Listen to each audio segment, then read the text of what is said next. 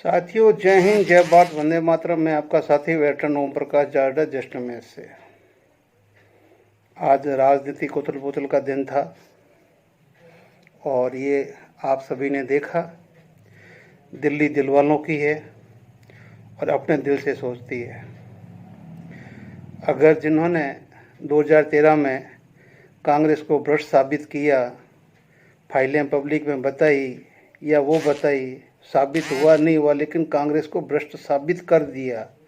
और जब आपने कांग्रेस को भ्रष्ट साबित कर दिया तो इस जनता ने दिल खोल के आपको सर पे बैठा के सत्ता दे दी। लेकिन आपको ये पता नहीं कि भाई आप भी आम से खास बन जाओगे, और आपको ये पता नहीं चला कि आप आम से खास बन कब गए। लेकिन आपके ऊपर दिल्ली की जो दिल वाली जो जनता है उसकी पैनी नज़र थी, और वो पैनी नज़र ने बिल्कुल पहचान लिया कि अब ये पूरे ही खास हो गए हैं, और जो इनके अंदर जो कोई आम थे तो उनको निकाल दिया गया है और गुठलियाँ पीछे बच गई है। और ये गुठलियाँ भी अभी आम का रूप लेके खास बन चुकी है। तो अच्छा है, इनको है जो या तो ब्रेक दे दो और या फिर इनको है जो रवाना कर दो। अच्छी भूमिका निभाई इसके अंदर कांग्रेस ने भी, कि कांग्रेस भ्रष्टाचारी थी तो आपको भी बीजेपी ने भ्रष्टाचारी घोषित किया। कांग्रेस ने अच्छा सहयोग दिया सेंट्रल गवर्नमेंट को, जो ऐसी सीटों के ऊपर 27 उम्मीदवार खड़े किए जहां आपके वोट कटे और उसी परसेंटेज के साथ में यहाँ पे आपको अपना रास्ता दिखा दिया, और जो आम से खास बने थे उन खास को वापस आम बना दिया।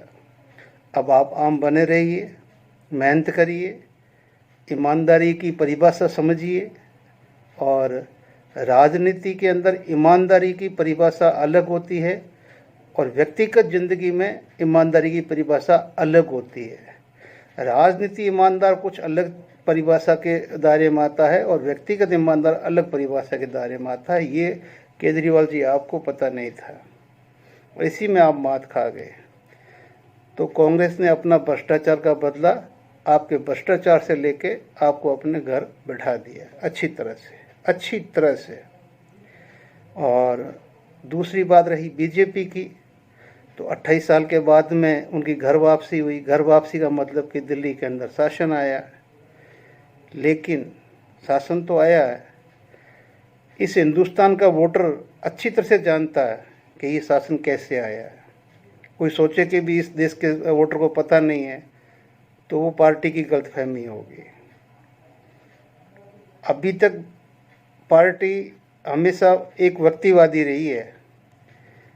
पहले अटल बिहारी वाजपेयी जी थे, जिन्होंने पार्टी का चाहे अच्छा था चाहे बुरा था अपने सर पे ओढ़ा और जो कुछ भी था अपने ऊपर लिया और पार्टी को हमेशा स्टैंड रखा। उसके बाद में ये भूमिका मोदी जी ने निभाई और मोदी जी ने 4 कदम और बढ़ा के मोदी है तो मुमकिन का नारा दे के वो चीज़ आगे बढ़ाई। अभी भी लोगों को फिर भी विश्वास है कि मोदी है तो मुमकिन है। लेकिन यहाँ मैं एक बात कह दूँ कि मोदी जी, अब आपकी पार्टी है जो असली बीजेपी नहीं है।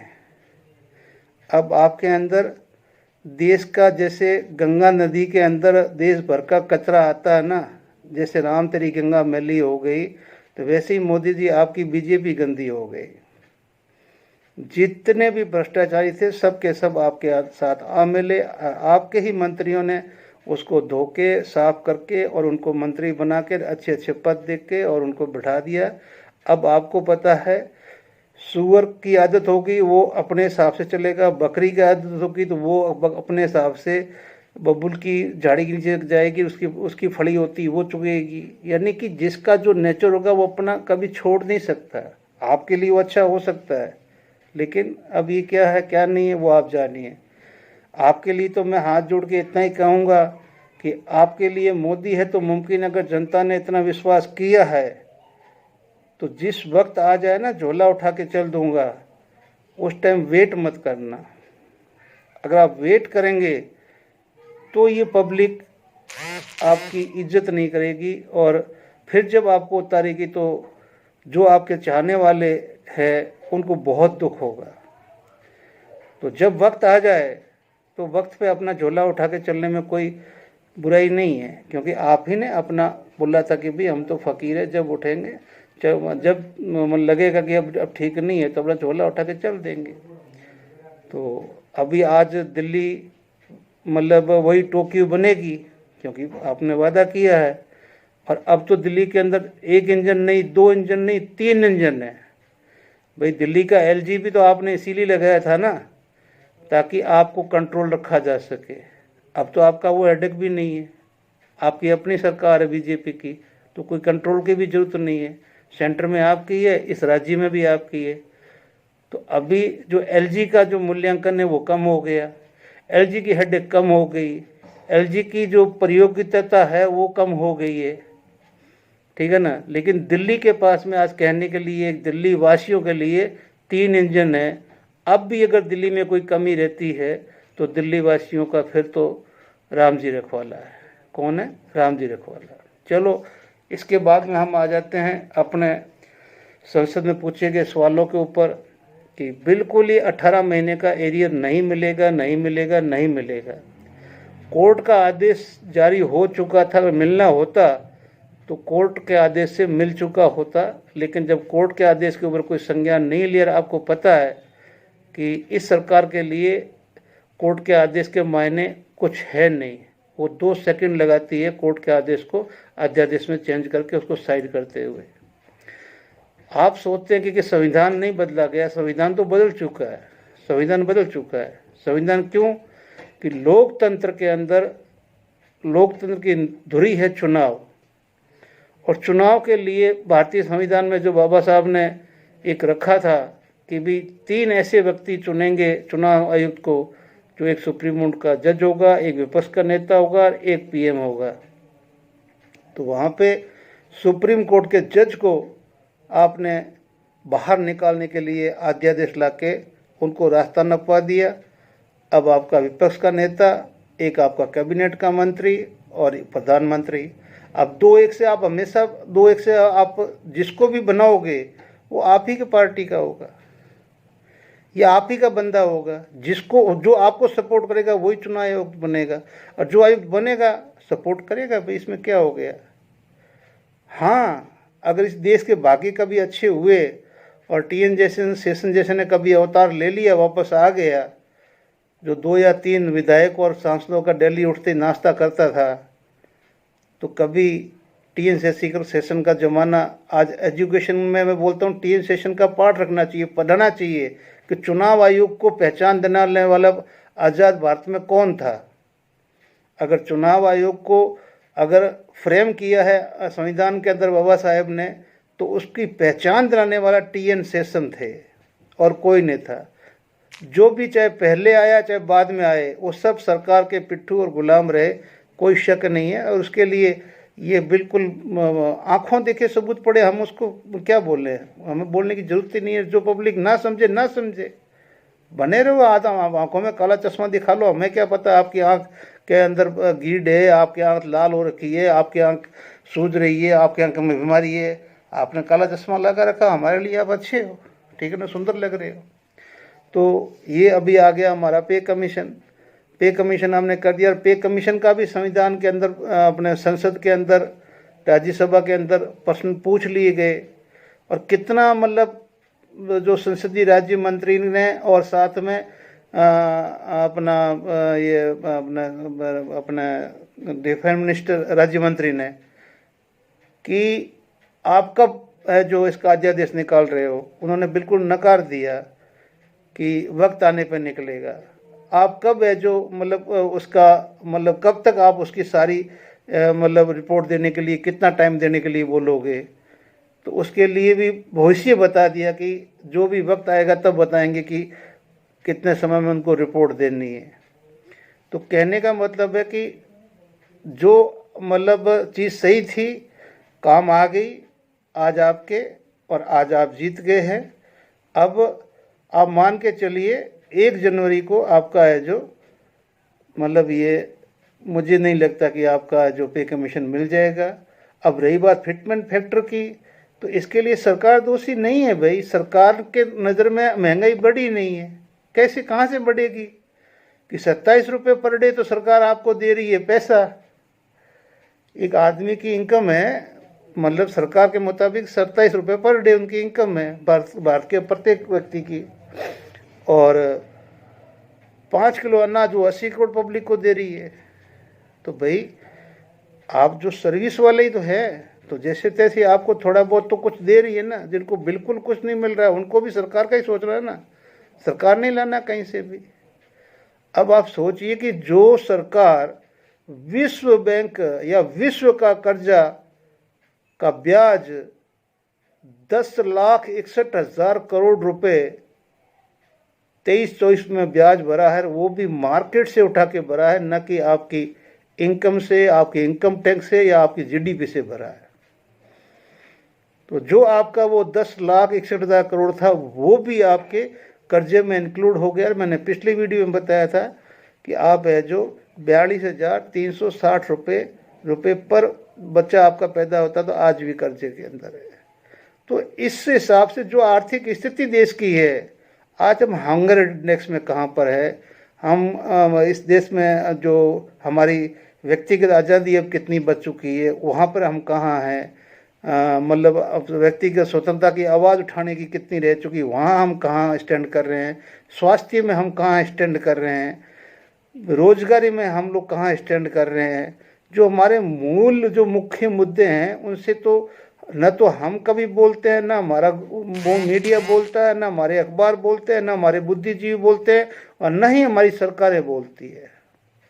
कोई नहीं बोलता है, और बोलने की ज़रूरत भी क्या है ही नहीं भाई। आज आप जीते हो, आज दिल्ली के अंदर अभी 3 इंजन की सरकार है, लेकिन अमित शाह ने 13 में क्लियर कर दिया था। जब जैसे ही 14 में बनी सरकार, लोगों ने बोला 15 लाख कहाँ है, तो उन्होंने क्लियर बोला था देखो भाई ये राजनीतिक पार्टियाँ है, ये सत्ता में आने के लिए जुमले इस्तेमाल करेगा। ये पब्लिक का कर्तव्य बनता है कि आप पहचानो कि ये इसका कौन सा जुमला है और कौन सा ये इनका अपना कार्य करने वाला जो अनाउंसमेंट है। तो अब ये आपने पहचानना है कि जुमला कौन सा है और आपका अपना हक कौन सा है। जब बीजेपी के इतने मतलब स्टेट है वहाँ 500 रुपये में सिलेंडर नहीं मिल रहा है, तो दिल्ली को क्या अलग से मिलेगा? वहाँ 25 रुपये औरतों को नहीं मिलेगा तो आपको क्या अलग से मिलेगा? कि बाकी जो स्टेट है वो आसमान से पड़े हुए हैं क्या? वो गरीब नहीं है क्या? या आप राजधानी में रहते हैं तो क्या राजधानी क्या स्पेशल स्टेटस में आती है क्या? तो भाई वो अगले ने बिल्कुल ही जो उस टाइम का अपना बिल्कुल ही अपना पार्टी का जो अध्यक्ष था, उन्होंने बोला था भाई जुमले के बगैर पार्टी नहीं चलती है और जुमले के बगैर सरकार सत्ता में नहीं आ सकती है। तो जिस पार्टी को सत्ता में आना उनको जुमले फेंकने पड़ते हैं। अब यहाँ इस सरकार को अगर आप प्रश्न करोगे तो आप घाटे में रहोगे। आप ये जो करे उनको सही मानो। आप बस एक ही चीज अपने मुख में रखो, जैसे राम राम बोलते ना हम कि भाई अपने को राम राम बोलना है बाकी सब ठीक होगा, तो वैसे ही एक ही धारणा बांध लो कि मोदी जी है तो मुमकिन है, मोदी है तो मुमकिन है, मोदी है तो मुमकिन है, मोदी है तो मुमकिन है, मोदी है तो मुमकिन है। अब वो अच्छा है बुरा है क्या है झूठा है सच्चा है वो प्रश्न आपका नहीं है, और ना आप पूछ सकते हो और ना आपका जवाब मिलेगा। आपको माला यही जपनी है, मोदी है तो मुमकिन है बस। अगर कुछ बोलोगे फिर वही हालत हो जाएगी, वही जेलें हैं, वही पुलिस है, वही ईडी है, वही आईटी है, वही सब कुछ है। जो बड़े बड़े मीडिया घराने और अखबार वाले उनके मतलब तलवे चाट के दरवाजे में पड़े हुए कुत्ते की तरह, तो हम लोग को क्या औकात है जो हम पूछ सकते हैं कि साहब ऐसा क्यों नहीं। हमारे लिए बस एक ही नारा है जो हमने मरते दम तक, जब तक मोदी जी सत्ता में है, हमने एक ही बात बोलनी है, मोदी है तो मुमकिन है, मोदी है तो मुमकिन है, मोदी है तो मुमकिन है बस। इसके आगे और कुछ नहीं। क्या मिलना है क्या नहीं मिलना है, 20 तारीख को हमारा अभी एजिटेशन है। क्या होना है, क्या सैनिक संगठन मिलेंगे और बिखरेंगे, ठीक है ना, ये 20 तारीख को आपको दिख जाएगा। क्योंकि सरकार को तो पता है, सरकार को ये भी पता है कि जो एक्समैन है वो 70 से 80% तो मेरे साथ में खड़े हैं। तो बाकी अगर 10-15% खड़े हुए हैं या कांग्रेस के वो के साथ में, मतलब वो एक वो क्या बोलते हैं उसका बना के, परिषद बना के कांग्रेस का, उसमें होंगे 5 या 10 अफसर होंगे, 50 8 10 जवान जैसी होंगे। लेकिन आज जो सैनिक सेवा परिषद है, आरएसएस का है, आरएसएस मोदी जी के साथ में, बीजेपी प्रकोष्ठ है, वो सब सारे सैनिक उनके साथ में। तो उनको पता है सब हमारे साथ में है, तो ये जंतर मंतर में क्या है, इनके पास में कुछ नहीं है।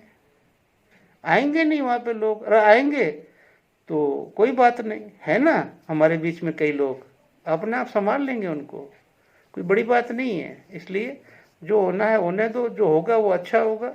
हमें तो बस मोदी है तो मुमकिन है, मोदी है तो मुमकिन है, मोदी है तो मुमकिन है। जय हिंद, जय भारत। मिलते हैं अगले वीडियो में।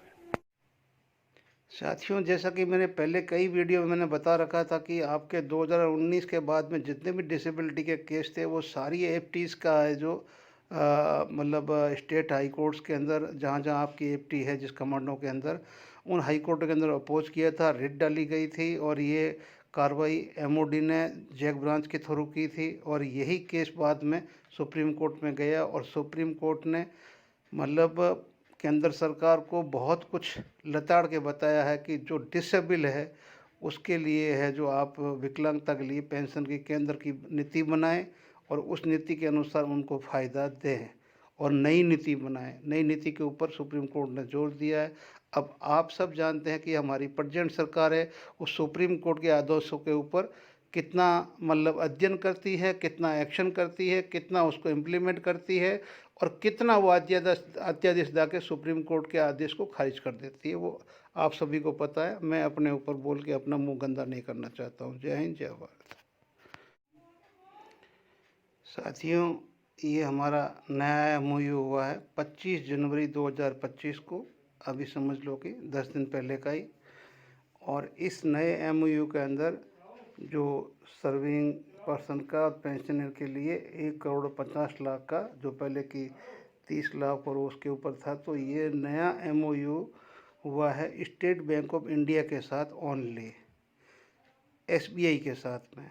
और जो हमारे एसबीआई के जितने भी हमारे अकाउंट है, ठीक है ना, जो कि पूर्व सैनिकों के या सैनिकों के हैं और पेंशन आने के बाद में हमें अपना अकाउंट को है जो पेंशनर अकाउंट करवाना पड़ता है। तो अगर हम पेंशन अकाउंट करवा देंगे, ठीक है ना, तब तो मतलब ठीक है, नहीं करवाते हैं तो फिर हम अपने उस बेनिफिट से भूल जाते हैं। इसमें एक चीज़ आप कभी भी ना भूलें, अपना एक नॉमिनी डीएसपी अकाउंट में पक्का दें। नॉमिनी डीएसपी अकाउंट में पक्का दें। नॉमिनी नहीं दिया तो कल को आपका जो एनओके है वो ओनली आपका पेंशन का हकदार है, बाकी आपका जो भी करस्पॉन्डेंस है वो आपके नॉमिनी से होना है। और इसको अच्छी तरह से आप लोग पढ़ लें। और इसमें जो भी दिया हुआ है काफ़ी अच्छा दिया है। इसमें फ़ायदा क्या है, सारी की सारी बाकी जो बैंकें अपने सेमी गवर्नमेंट और प्राइवेट सेक्टर की है, तो वो बिज़नेस कर रही है, उनको जो कुछ भी अच्छा लग रहा है वो कल को बढ़ा रही है, कल घटा सकती है। लेकिन ये एक नेशनलाइज बैंक है जो गवर्नमेंट ऑफ इंडिया की एथेंटिक बैंक है। इसके अंदर आपका पैसा बहुत ज़्यादा सेफ रहेगा, आपके बच्चों का फ्यूचर भी बहुत ज़्यादा सेफ रहेगा। इसलिए आपने है जो इसके लिए मतलब इसी को अपनाइए। इसके अंदर जो आपका मतलब हाईएस्ट एजुकेशन कवर के लिए भी दिया हुआ है, सर्विस पर्सन का अलग है, पेंशनर का अलग है, गर्ल चाइल्ड मैरिज कवर भी दिया हुआ है। 5-5 लाख, अगर 2 बच्चियाँ हैं तो 10 लाख के लोन मिल सकता है। और बाकी भी और पेंशनियर को भी 5 लाख उनके ऊपर मिल सकता है। एजुकेशन लोन 40 लाख तक का आपके अपने बच्चों के लिए मिल सकता है।